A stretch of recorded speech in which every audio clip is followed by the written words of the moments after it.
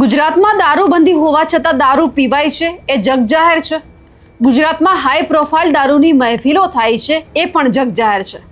પણ આવી high profile દારૂ પાર્ટીઓમાં તમે એવું સાંભળ્યું છે કે કોણ કેટલો દારૂ પીશે એ લૂડો ગેમના આધારે નક્કી થાય છે? તમે લૂડો ગેમ વિશે તો સાંભળ્યું હશે, પણ આજે એ દારૂની મહેફિલની વાત કરવી છે જ્યાં નશો પીરસવા માટે લૂડો જેવી ગેમ ગોઠવવામાં આવી. નમસ્કાર, આપ જોઈ રહ્યા છો નિર્ભય ન્યૂઝ અને હું છું આપની સાથે રિદ્ધિ. સુરતના ડુમસ વિસ્તારમાં આવેલ એક ફાર્મ હાઉસમાં 14 ઓગસ્ટની મોડી રાત્રે જન્મદિવસની હાઈ પ્રોફાઇલ દારૂની મહેફિલ ચાલી રહી હતી અને આ દારૂની મહેફિલ વિશે પોલીસને ખબર પડી અને પોલીસે દરોડો પાડ્યો. આ કાર્યવાહી દરમિયાન દારૂ અને બિયરની મહેફિલ માણી રહેલા 8 મહિલાઓ સહિત 22 લોકોની પોલીસે અટકાયત કરી. જે બાદ તમામ લોકોને મેડિકલ તપાસ માટે સુરતની નવી સિવિલ હોસ્પિટલ ખાતે પણ લાવવામાં આવ્યા. પણ હવે કહાની અહીંયાથી શરૂ થાય છે. ડુમસમાં બાપુજીની વાડીમાં આવેલ જશ્ન વિલા બારેમાં રહેતી એક યુવતીનો જન્મદિવસ હતો અને આ જન્મદિવસની ઉજવણી કરવા માટે હાઈ પ્રોફાઇલ દારૂની મહેફિલ જામી હતી.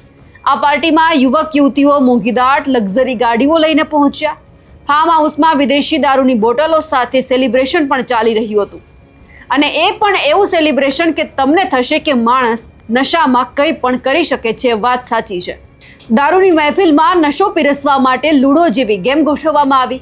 કોણ કેટલો દારૂ પીશે તે નક્કી પાંસો ફેંકીને આવતા નંબરના આધારે કરવામાં આવતો હતો. પાંસા પર આવતા અંક મુજબ કોણ ઓછો દારૂ પીશે, કોણે વધારે દારૂ પીવો તે નક્કી થતું હતું. આ લૂડો બોર્ડ પર એક એક ડ્રિંક કઈ રીતે અને કોણે લેવાનું છે તેના નિયમો અગાઉથી જ લખેલા હતા. બોર્ડ પર short drink, 2 short drinks, youngster drink, everyone drink જેવા ખાસ કરીને અને એમની સાથે જ લેડીઝ ડ્રિંક જેવા વિવિધ ટાસ્ક પણ બનાવવામાં આવ્યા. આ રમતમાં જે ખાનામાં પાસો પડે તે મુજબ યુવાનો અને યુવતીઓને દારૂ પીવડાવવામાં આવતો હતો. આ મહેફિલમાં દારૂ પીરસવા માટે પત્તાની કેટ આધારિત એક ખાસ કાર્ડ રૂલેટ નામનો ડ્રિંકિંગ ગેમ ચાર્ટ પણ તૈયાર કરવામાં આવ્યો, જેમાં પત્તાના દરેક નંબર મુજબ દારૂ પીવાના અનોખા નિયમો લખ્યા હતા. આ ચાર્ટ અનુસાર એકો એટલે કે જો એ આવે તો ખુદ સિવાય બાકીના તમામે દારૂ પીવો.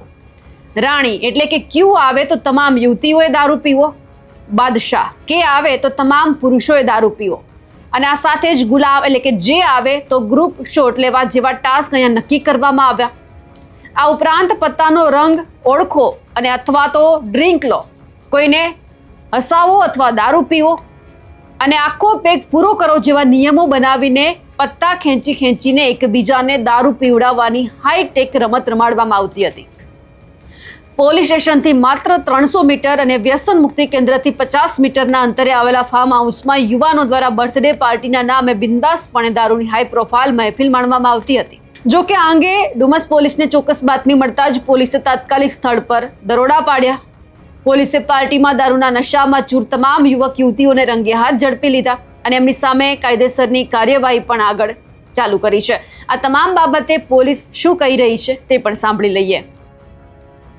પોલીસ કમિશનર સર સુરત શહેર, અધિક police commissioner sir sector 2 Surat શહેર તથા નાયબ police commissioner sir zone 7 Surat શહેરનાઓ દ્વારા પોલીસ સ્ટેશન વિસ્તારોની અંદર પ્રોએક્ટિવ પોલીસિંગ કરીને જો કોઈ પણ ગુનાહિત પ્રવૃત્તિ જણાઈ આવે તો તે અંગે કાયદેસરની કાર્યવાહી કરવા જે સૂચના આપવામાં આવેલ હતી તે અંતર્ગત ડુમસ પોલીસ સ્ટેશનનો સ્ટાફ ગતરોજ પેટ્રોલિંગમાં હતો અને બાતમી મેળવવાનો પ્રયત્ન કરેલ. તે દરમિયાન અહીં હેડ કોન્સ્ટેબલને એક રાત્રિના યોજાનાર એક જે દારૂની મહેફિલ છે એ અંગે પાકી ચોક્કસ બાતમી મળતા પોલીસ ઇન્સ્પેક્ટર MV પટેલ અને એમની ટીમ દ્વારા ગઈકાલે રાત્રે સુલતાનાબાદ ખાતે આવેલા બાપુજીની વાડી જે ફાર્મ હાઉસ છે ત્યાં આગળ રેડ કરવામાં આવેલ છે અને રેડ દરમિયાન કુલ 22 વ્યક્તિઓ દારૂની મહેફિલ કરતા પકડાઈ આવેલ છે. જે પ્રાથમિક પૂછપરછ દરમિયાન જણાઈ આવેલ છે કે આ લોકો જે એક લેડીની બર્થડે હતી એ બર્થડેની અંદર એના માટે આ પાર્ટીનું આયોજન કરેલ હતું. પોલીસ દ્વારા મોડી રાત્રે 2:30 વાગે આ જે ફાર્મ હાઉસ છે તે ખાતે રેડ કરીને